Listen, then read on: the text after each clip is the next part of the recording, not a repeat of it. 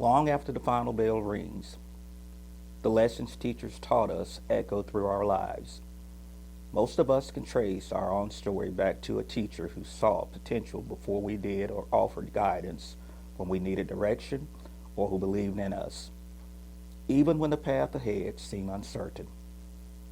This is the story of those educators whose impact reaches far beyond the classroom, shaping lives, futures, and generations to come.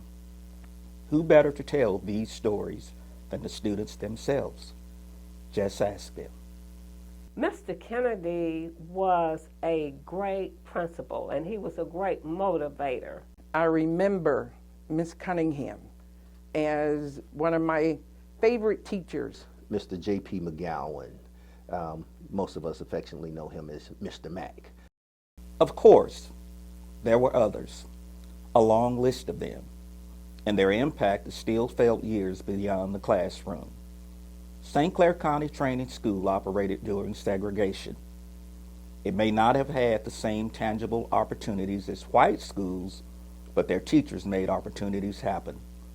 The same held true once integration brought black and white students together, side by side in the classroom.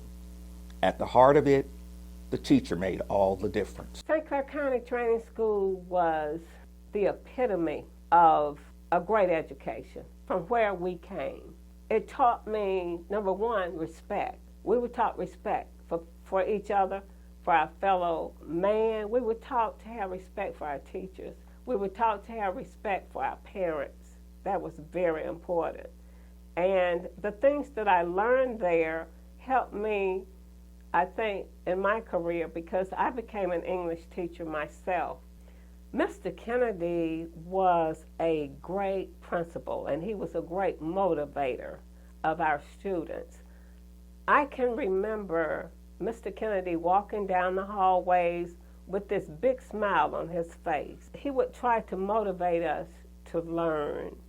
And on the upside of that, Mr. Kennedy also had carried around what he called a big scrap that was called Betsy.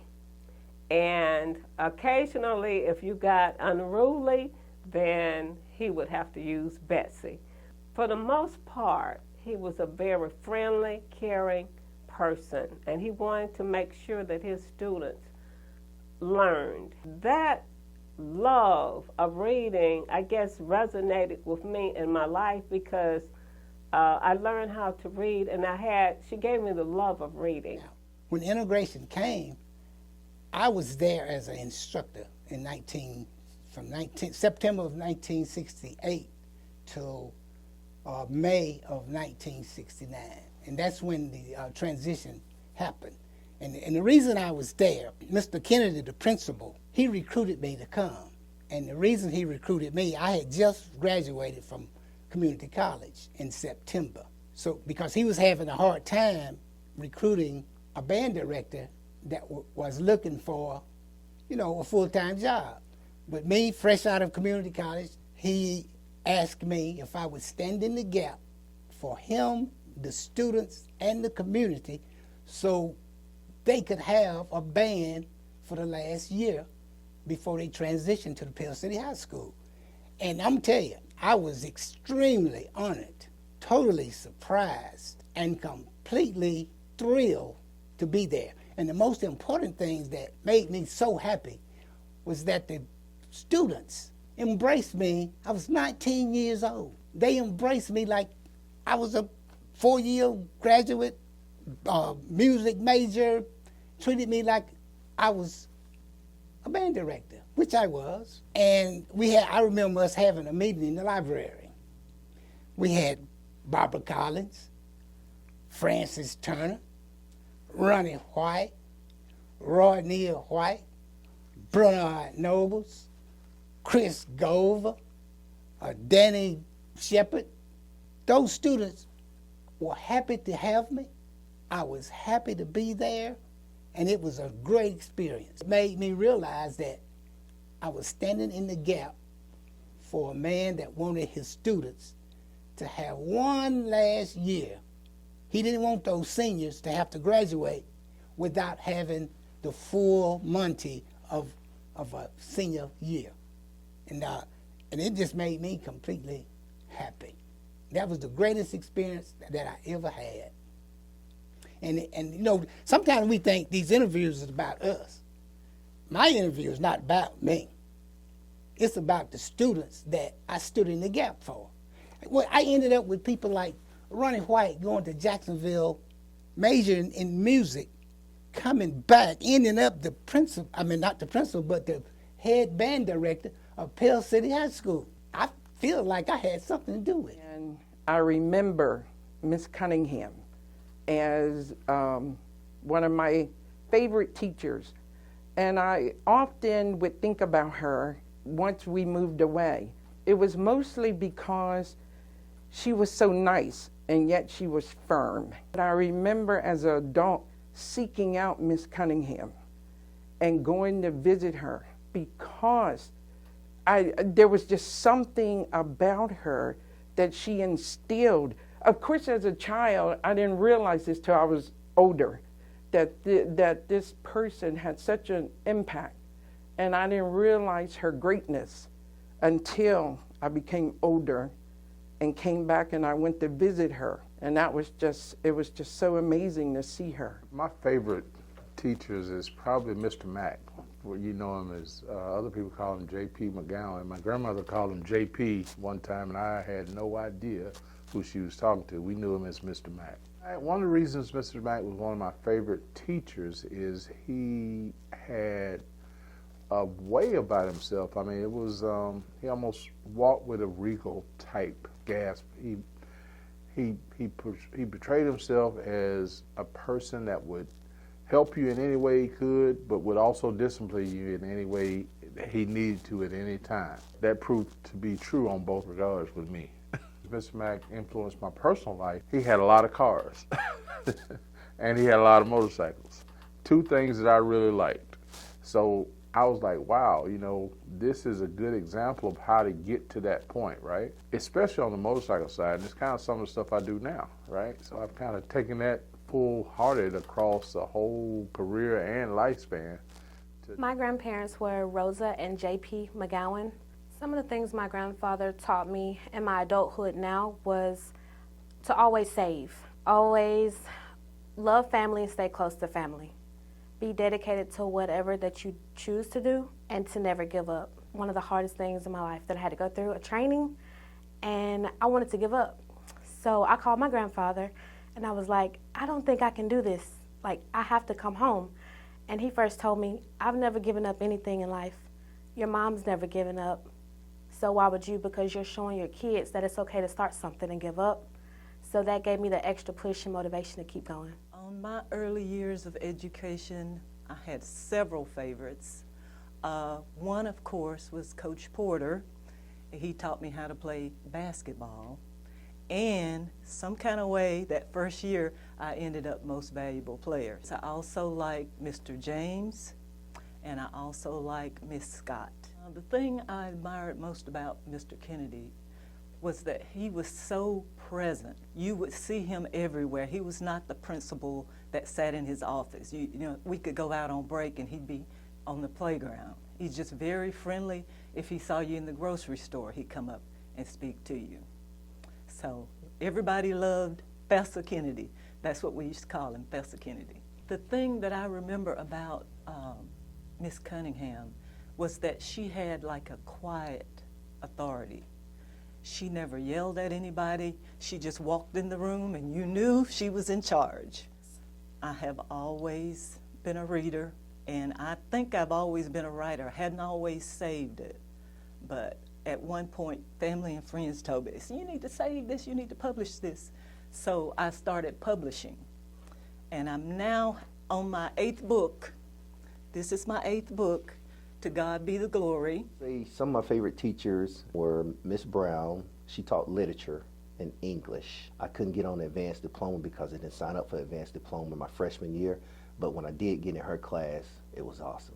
Miss Carson, Mr. Stevens, and then of course, Mr. J.P. McGowan. Most of us affectionately know him as Mr. Mack. everybody wanted to go to vocational ag with Mr. Mack because we heard all the good stories. I can remember being in his class, and his thing to us was, you're only as good as you say you are. He was just an encourager and wanted people to believe in themselves. In his class, you think you coming in here for an easy A or a B or something, but it was never that easy. But he made sure everyone got it, and they knew when they left his class that they had something that they could apply to life. There was a lot of us that couldn't afford to pay for our woodwork, but Mr. Mack would take his own money and help you purchase and pay for your wood and things of that nature if you didn't have it. There was not one student that did not finish his or her project because they did not have the money for it. He said, when you get your first $100 bill, you take and you put a $100 bill in your wallet. And if you keep that $100 bill, you would never be broke. And that was one of my life lessons with Mr. Mack.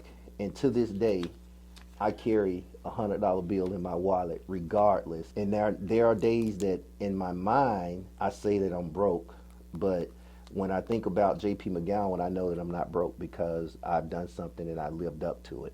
The one time that I did break that $100 bill, I suffered the consequences. Make sure that you live your dream, believe in yourself, and let it be your dream. Because as they say, history is his story. Let it be your story. So when people tell the history of you, let it be your story. Let it be your dream. That was J.P. McGowan.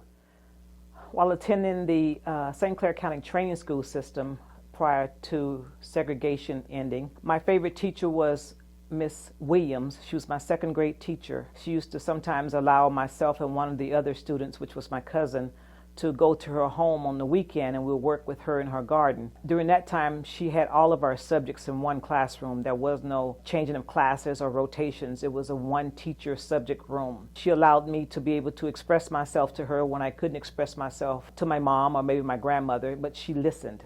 She was always open to hear. After segregation had ended, I went to Pell City School System, and my favorite teacher was Miss Bryan Curry. She taught home economics, and she also taught life lessons. I learned from her that it's not always what you see on the surface. Sometimes there are things that's going on under the bottom, like the undercurrent, that causes people to react a certain way or people to have the philosophies that they do. But don't let that deter you from heading to your goal or doing the things that you like to do. She taught us a value system in ourselves. My favorite subject in school, math, because I had Mr. DeRusso, Mr. J.P. McGowan. That was the one where we felt like we was doing hands-on. We was actually getting a chance to do something for ourselves. As an adult, being in Mr. Mack's class, valuable lessons that I learned through him was discipline and respect, both together. You know, he was real hardcore. You know, a lot of the guys, we looked up to him because, one, we hadn't seen someone of his character. You know, he was actually the second black guy that we had known that had went to college, graduated, you know, and then came back. Him and Coach Krim, those were the first two guys of color that we had seen come in. So we kind of looked up and respected them and the way they carried themselves. So they was always professional, you know, had us always toeing the line and keeping us on the right side and keeping us on the right path. One of the warmest guys you'd ever want to meet. Give you your shirt off his back. Like I said, you know, he was just a stand-up guy for us to look up to. Pretty much, he was our dad at school. My most influential teacher was Mr. George Lewis, who was my football coach. It made me a good football player. He was very influential in my life throughout. My favorite teacher also was Miss Carrie L. Burns. She taught me the art of speaking, how to put words together, sentences, everything that I used throughout my life also. Mr. Lewis was very kind, he was very confident, and he made me be the person that I really am today. I'm happy to have been a part of the St. Clair County Training School. We had great instructors.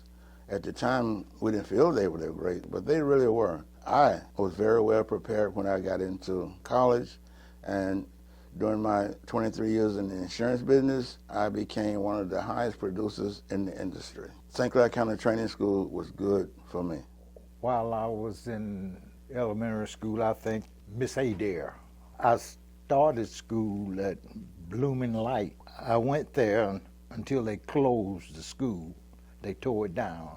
Then I was transferred to Pell City, Clair County Training School. During the years that I was in school, there was no integration. I've never gone to an integrated school. I learned not to follow others, but to follow what you felt on the inside of you. Things that I learned as a kid were tools that guided me all through life. Two of my favorite subjects were social studies and band. Those were my two favorite subjects in school. My favorite social studies teacher, her name was Carol Birchfield, and she was a social studies teacher at Pell City High School. I learned a great deal of history from her, and one of the things I really admired about Miss Carol Birchfield was her ability to make history come alive and relevant for her students. She made a special effort to make sure she included a diverse presentation of American history and world history. She later became a mentor for me in my educational journey. Another teacher that I admired was my band director. His name was Mr. Ronnie White. Mr. White was my band director from the 6th grade. My first introduction to him is when he brought all of the instruments to our elementary school, and he helped us choose which instrument we were going to play. So from 6th grade until high school, Mr. Ronnie White was one teacher that I saw every day consecutively during that time, and he definitely was one of my favorites. And you asked me who were my favorite teachers. Carol Birchfield and Ronnie White were two of my favorite teachers. I had the opportunity to go back to Pell City High School. Carol Birchfield was one of the reasons why I became a social studies teacher initially. They remembered that I was a good student. That's what they remembered, and I was provided opportunities for that. They became my colleagues. Can you imagine going to high school and then you're an assistant principal of the same people who taught you English history, and that meant so much to you? What I'll never forget, it's just all those people that gave me opportunities, but I just want to say thank you to those ancestors for surviving, for toiling, for working so that I could thrive.